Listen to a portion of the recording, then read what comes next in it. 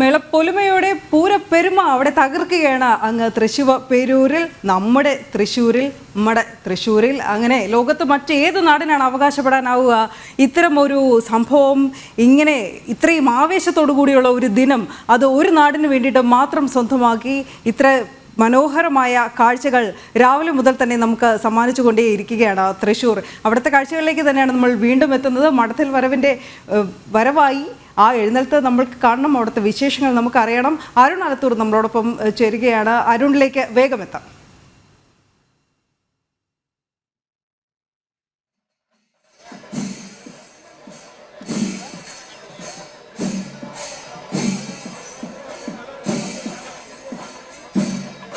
മേളത്തിന്റെ സ്വരമാധുരി അറിയിച്ചുകൊണ്ടാണല്ലോ അരുൺ മഠത്തിൽ വരവ് തകർക്കുകയാണ്. അവിടെ നമുക്ക് കാണാം, നയന മനോഹരമാണ്, ശ്രവ്യമാധുര്യം തുളുമ്പുകയാണ്.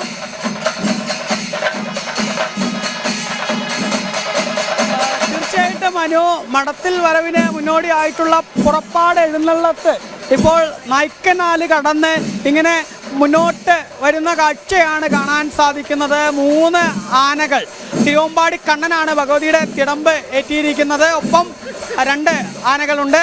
മുത്തുക്കുടയും ആലവട്ടവും വെഞ്ചാമരവും ഒക്കെ ചൂടിക്കൊണ്ട് ഇങ്ങനെ രാവിലെ തുടങ്ങിയ എഴുന്നള്ളത്താണ്. രാവിലെ ഒരു 8:30 എഴുന്നള്ളത്ത് ക്ഷേത്രത്തിൽ നിന്ന് ആരംഭിച്ചത്.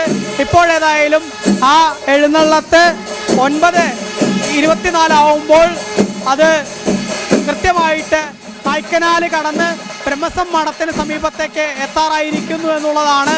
ഏതായാലും ഈ പുറപ്പാട് എഴുന്നള്ളത്തെ അതിന് ചെണ്ടമേളവും അതിന് കൂടുതൽ മാറ്റേകുന്നു എന്നുള്ളതാണ് നമുക്ക് കാണാൻ സാധിക്കുന്നത്.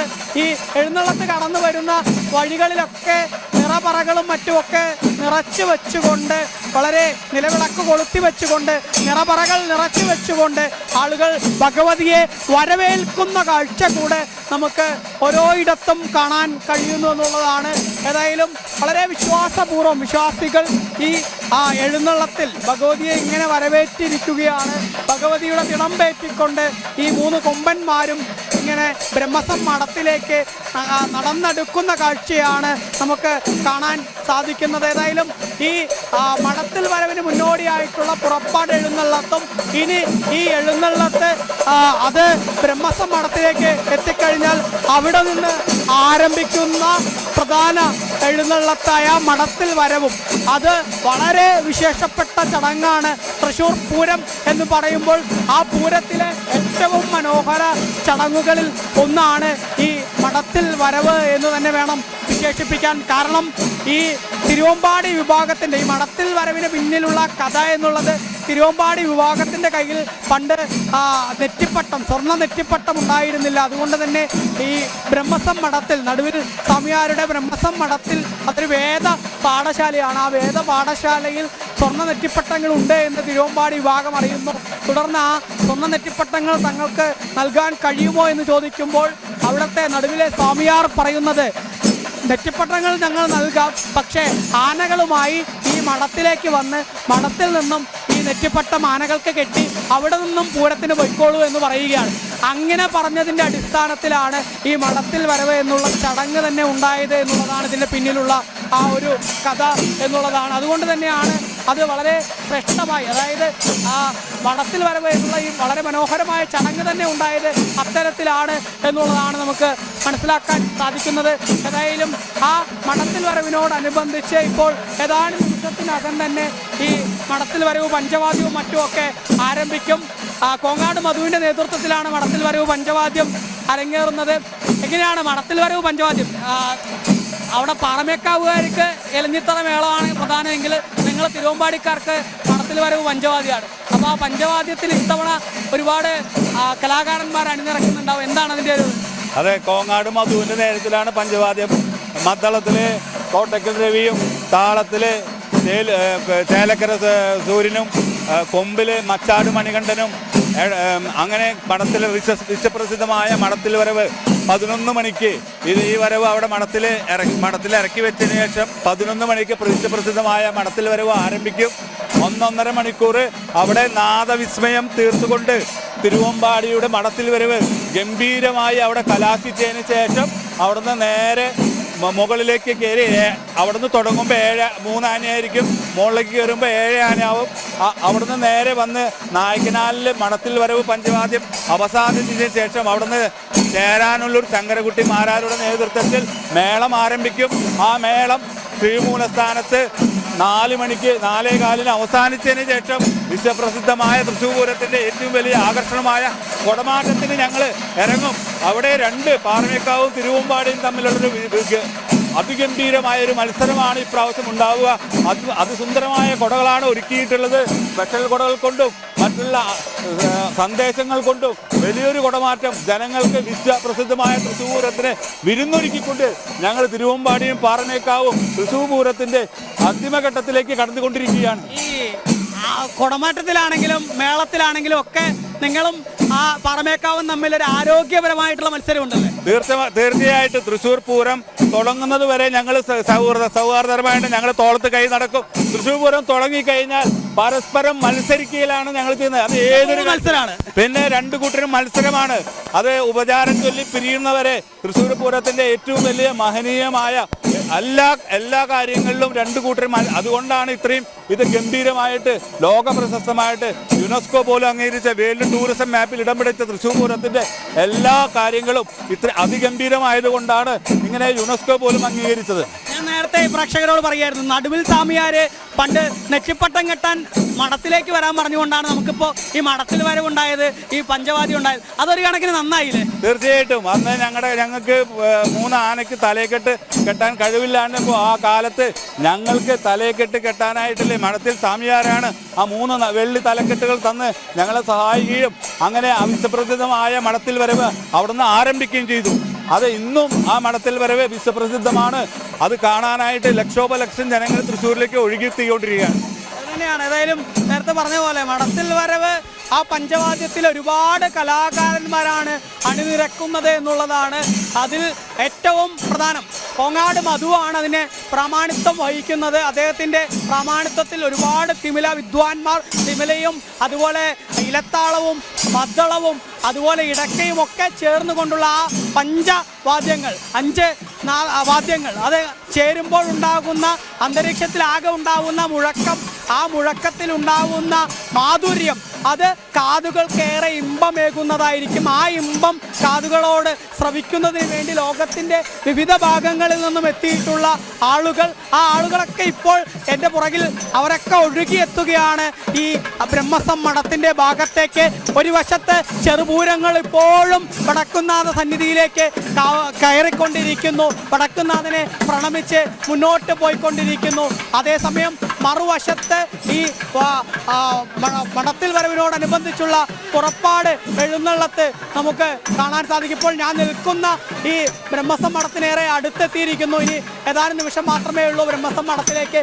ആ ബ്രഹ്മസം മഠത്തിൻ്റെ ഒരു വശത്ത് നമുക്ക് എൻ്റെ പുറകിലായിട്ട് നമുക്ക് കാണാൻ സാധിക്കുന്നത് ആ പുറപ്പാട് എഴുന്നള്ളത്താണെങ്കിൽ അത് നേരെ അപ്പുറത്തായിട്ട് ചെറുപൂരങ്ങൾ വടക്കുന്നാഥ സന്നിധിയിലേക്ക് ഇങ്ങനെ കയറിക്കൊണ്ടിരിക്കുന്നത് നമുക്ക് കാണാൻ സാധിക്കും. അങ്ങനെ ഓരോ ചെറുപൂരങ്ങളായി വടക്കുന്നാഥനെ പ്രണമിക്കുന്ന ആ കാഴ്ചയും ആ മനോഹര കാഴ്ചകളും നമുക്ക് മറുവശത്ത് കാണാൻ സാധിക്കും എന്നുള്ളതാണ്. ഏതായാലും ഈ പൂരത്തിന് ഈ വളരെ ആരോഗ്യപരമായിട്ടുള്ളൊരു മത്സരം അതേതായാലും തങ്ങൾക്കിടയിൽ ഉണ്ട് എന്നുള്ളതാണ് നേരത്തെ തിരുവമ്പാടി ദേവസ്വത്തിൻ്റെ ജനറൽ സെക്രട്ടറി ആയ വ്യക്തി അദ്ദേഹം പറഞ്ഞത്. തങ്ങൾ എന്തൊക്കെ പറഞ്ഞാലും പലപ്പോഴും പൂരത്തിനൊരു മത്സരമുണ്ടോ, ഈ 2 വിഭാഗം തമ്മിൽ മത്സരമുണ്ടോ എന്നൊക്കെ എല്ലാവരും ചോദിക്കാറുണ്ട്. ഏതായാലും അങ്ങനെ ഒരു മത്സരം പൂരത്തിന് മുന്നേ വരെ തങ്ങൾ തോളിൽ കൈയിട്ടൊക്കെ നടക്കുമെങ്കിലും പൂരം തുടങ്ങിയാൽ, കൊടിയേറിക്കഴിഞ്ഞാൽ പിന്നെ തങ്ങളുടെ ഇടയിൽ ഒരു ആരോഗ്യപരമായിട്ടുള്ള മത്സരമുണ്ട്. ആ മത്സരം എന്നുള്ളത് ഓരോന്നും മനോഹരമാക്കുക എന്നുള്ളതാണ്. തിരുവമ്പാടി ഏത് കുടകളാണോ നിവർത്തുന്നത് അതിനേക്കാളും മനോഹരമായിട്ടുള്ള കുടകൾ നിവർത്തുക എന്നുള്ളതായിരിക്കും പാറമേക്കാവിൻ്റെ ചിന്ത. പാറമേക്കാവ് ഏത് തരത്തിലുള്ള കുടകളാണോ ഉയർത്തുന്നത് അതിനേക്കാൾ മനോഹരമായ കുടകൾ ഉയർത്തുക എന്നുള്ളതായിരിക്കും തിരുവമ്പാടിയുടെ ചിന്ത.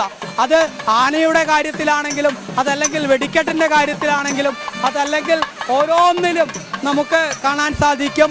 പഞ്ചവാദ്യമാണെങ്കിലും മേളമാണെങ്കിലും ഒക്കെ വളരെ പ്രശസ്തരായിട്ടുള്ള ധാരാളം മാരെയൊക്കെ അണിനിരത്തിക്കൊണ്ട് വളരെ മനോഹരമാക്കുക എന്നുള്ള ആ ഒരു ചിന്ത, ആ ഒരു ലക്ഷ്യം, അതുതന്നെയാണ് ഈ രണ്ട് വിഭാഗത്തിനും ഉള്ളത്. ഏതായാലും അവരുടെ ആ ആരോഗ്യപരമായിട്ടുള്ള മത്സരം, ആ മത്സരം ഇങ്ങനെ മുറുകുമ്പോൾ അത് ഈ ലോകത്തെമ്പാടുമുള്ള മലയാളികൾക്ക്, പൂരപ്രേമികൾക്ക്, വിശ്വാസികൾക്ക് ഒക്കെ പകരുന്നത് വളരെ മനോഹര കാഴ്ചകളാണ്, വളരെ മനോഹരമായിട്ടുള്ള നിമിഷങ്ങളാണ്. അത് കേരളത്തിൽ മാത്രം കാണാനാവുന്ന, ഭാരതത്തിൽ മാത്രം കാണാനാവുന്ന ആ അപൂർവ നിമിഷങ്ങൾ, ആ നിമിഷങ്ങൾ തന്നെയാണ് ഇപ്പോൾ തൃശ്ശൂരിൽ കൊട്ടിക്കയറിക്കൊണ്ടിരിക്കുന്നത്. ഇനി ആ മഠത്തിലേക്ക് ഭഗവതിയുടെ തിടമ്പുമായി കൊമ്പന്മാർ എത്താൻ ഏതാനും നിമിഷം മാത്രമേ ഉള്ളൂ. കൊമ്പന്മാർ അവിടെ എത്തിക്കഴിഞ്ഞാൽ ഈ ഭഗവതിയുടെ തിടമ്പ് ഇറക്കി വെച്ച പൂജ നടക്കും. ആ ഇറക്കി വെച്ച പൂജയ്ക്ക് ശേഷമായിരിക്കും പിന്നീട് അവിടെ നിന്ന് തിരുവമ്പാടി ചന്ദ്രശേഖരൻ എന്ന ആന വീണ്ടും ഭഗവതിയുടെ തിടമ്പേറ്റി കോങ്ങാട് മധുവിൻ്റെ നേതൃത്വത്തിലുള്ള പഞ്ചവാദ്യത്തോടു കൂടെയുള്ള എഴുന്നള്ളത്ത് ആരംഭിക്കുക. ആ എഴുന്നള്ളത്താണ് ഏവരും കാത്തിരിക്കുന്ന മഠത്തിൽ വരവ് എന്നുള്ള ആ പഞ്ചവാദ്യത്തിൻ്റെ അകമ്പടിയോടുകൂടിയുള്ള എഴുന്നള്ളത്ത്. ആ പഞ്ചവാദ്യത്തിൻ്റെ അകമ്പടിയോടുകൂടിയുള്ള എഴുന്നള്ളത്ത് അത് റൗണ്ടിലേക്ക് നായ്ക്കനാൽ ഭാഗം വരെ ആ പഞ്ചവാദ്യമായി മുന്നോട്ട് പോകും. അത് കഴിഞ്ഞാൽ അവിടെ നിന്നും പിന്നീട് അത് ചെണ്ടമേളത്തിൻ്റെ അകമ്പടിയോടെ ആയിരിക്കും. ചേരാനെല്ലൂർ ശങ്കരൻകുട്ടിമാരാരാണ് തിരുവമ്പാടിയുടെ ചെണ്ടമേളത്തിൻ്റെ പ്രാമാണ്യം വഹിക്കുന്നത് എന്നുള്ളതാണ്. ഏതായാലും ഈ പൂരത്തിൻ്റെ ഏറ്റവും മനോഹര നിമിഷങ്ങൾ ഇങ്ങനെ തൃശ്ശൂരിൽ പുരോഗമിച്ചു കൊണ്ടിരിക്കുന്നു. ചെണ്ടമേളത്തിൻ്റെ ആ ഇമ്പം അത് ഓരോ പൂരപ്രേമിയുടെയും കാതുകൾക്ക് വളരെ ഇമ്പം പകർന്നുകൊണ്ടിരിക്കുന്നു. ചെണ്ടമേളത്തിൻ്റെ താളങ്ങൾ, വലംതലയുടെ കൊട്ട്, ഇടംതലയുടെ കൊട്ട് എല്ലാം ആളുകളെ ഇങ്ങനെ ത്രസിപ്പിക്കുന്ന കാഴ്ച. ഒപ്പം ആ തിടമ്പേറ്റിക്കൊണ്ട്, നെറ്റിപ്പട്ടം കെട്ടിക്കൊണ്ട് കൊമ്പൻ ആനകൾ ഇങ്ങനെ കടന്നു വരുമ്പോൾ അതെല്ലാം ഈ സ്വരാജ് റൗണ്ടിലേക്ക് എത്തുമ്പോൾ ആ സ്വരാജ് റൗണ്ടിൽ നിന്നും ഓരോ വിഭാഗങ്ങളായി കടന്ന് വടക്കുംനാഥ സന്നിധിയിലേക്ക് എത്തുമ്പോൾ അതൊക്കെ ആളുകൾക്ക് വളരെ ഇമ്പമേകുന്ന, കണ്ണുകൾക്ക് കുളിർമയേകുന്ന മനോഹര കാഴ്ചകൾ തൃശ്ശൂരിൽ ഇങ്ങനെ പുരോഗമിച്ചു കൊണ്ടിരിക്കുന്നു എന്നുള്ളത് തന്നെയാണ്. ഏതായാലും ഇനി ഈ തൃശ്ശൂർ പൂരത്തിൽ ഇനി ഏറ്റവും അധികം ആളുകളെല്ലാവരും ഉറ്റുനോക്കുന്ന ചടങ്ങ് എന്നുള്ളത് അത് മഠത്തിൽ വരവ് പഞ്ചവാദ്യമാണ്. ഏകദേശം ഒരു 10 മണിയോടുകൂടെ തന്നെ ഈ മഠത്തിൽ വരവിൻ്റെ മുന്നോടിയായിട്ടുള്ള പുറപ്പാട് എഴുന്നള്ളത്ത് മഠത്തിലേക്ക് എത്തും. ആ 10 മണിക്ക് ഇറക്കി വെച്ച് പൂജ കഴിഞ്ഞാൽ 11 മണിയോടുകൂടെ ആയിരിക്കും മഠത്തിൽ വരവ്, പ്രസിദ്ധമായ മഠത്തിൽ വരവ് പഞ്ചവാദ്യം ആരംഭിക്കുക. ആ മഠത്തിൽ വരവ് പഞ്ചവാദ്യം കഴിയുന്ന മുറയ്ക്ക്, അല്ലെങ്കിൽ അത് അവസാനിക്കുന്ന മുറയ്ക്ക് തന്നെ അപ്പുറത്ത് പാറമേക്കാവ് വിഭാഗത്തിൻ്റെ പുറപ്പാട് എഴുന്നള്ളത്ത് അവിടെ ആരംഭിക്കും. ഭഗവതിയുടെ തിടമ്പേറ്റിക്കൊണ്ട് അവിടെ നിന്ന് കുടകൾ മാറ്റിക്കൊണ്ട് അങ്ങനെ ഭഗവതിയുടെ എഴുന്നള്ളത്ത് പുരോഗമിക്കുമ്പോൾ അവിടെയും ചെണ്ടമേളം, ആ ചെണ്ടമേളം അത് വളരെ ആ പാറമേക്കാവ് ഭഗവതിയുടെ എഴുന്നള്ളത്തിനും മാറ്റുകൂട്ടുന്നതായി മാറും എന്നുള്ളതാണ്. ആ ചെണ്ടമേളം അങ്ങനെ കൊട്ടിക്കയറി ഇലഞ്ഞിത്തറയുടെ ഭാഗത്തേക്ക് എത്തുമ്പോൾ അവിടെ അത് ഇലഞ്ഞിത്തറ മേളമായി പരിണമിക്കും. ആ മഠത്തിൽ വരവ് പഞ്ചവാദ്യം കഴിഞ്ഞാൽ പിന്നെ ഏവരും ഉറ്റുനോക്കുന്ന തൃശ്ശൂർ പൂരത്തിലെ ചടങ്ങ് എന്നുള്ളത് അത് ഇലഞ്ഞിത്തറ മേളമാണ്. ആ ഇലഞ്ഞിത്തറ മേളം ഏകദേശം ഒരു 2 മണിയോടുകൂടെ ആയിരിക്കും നടക്കുക. ഇലഞ്ഞിത്തറ മേളവും ഏവരും ആകാംക്ഷയോടെ കേൾക്കുന്നതിന് വേണ്ടി ഇങ്ങനെ കാത്തിരിക്കുകയാണ്. ഇപ്പോഴേതായാലും പൂരത്തിൻ്റെ ഓരോ ചടങ്ങുകളും ഇങ്ങനെ പുരോഗമിച്ചുകൊണ്ടിരിക്കുന്നു. തിരക്കും അതിനനുസരിച്ച് ഇങ്ങനെ കൂടുന്ന കാഴ്ചയാണ്. കാരണം ഇപ്പോൾ തന്നെ നമുക്ക് ദൃശ്യങ്ങളിൽ കാണാൻ സാധിക്കും ചെറുപൂരങ്ങൾ, ഒരു 7ഓളം ആനകളുടെ അകമ്പടിയോടുകൂടിയുള്ള ഒരു ചെറുപൂരമാണ് നമുക്ക് ഇപ്പോൾ ദൃശ്യങ്ങളിൽ ഒരിടത്ത് കാണാനാവുക. അതിന് തൊട്ട് മുൻവശത്ത് തന്നെയായി മറ്റൊരു ചെറുപൂരം കാണാൻ സാധിക്കും. അങ്ങനെ ഓരോ ചെറുപൂരമായിട്ട് വടക്കുംനാഥൻ സന്നിധിയിലേക്ക് കയറിക്കൊണ്ടിരിക്കുന്നത് നമുക്കൊരു വശത്ത് കാണാൻ സാധിക്കും. മറുവശത്ത് പുറപ്പാട് എഴുന്നള്ളത്ത് പുരോഗമിക്കുന്നു. ഏതായാലും പൂരം ഇങ്ങനെ ആവേശത്തോടെ പുരോഗമിക്കുന്ന കാഴ്ച തന്നെയാണ് തൃശ്ശൂരിൽ.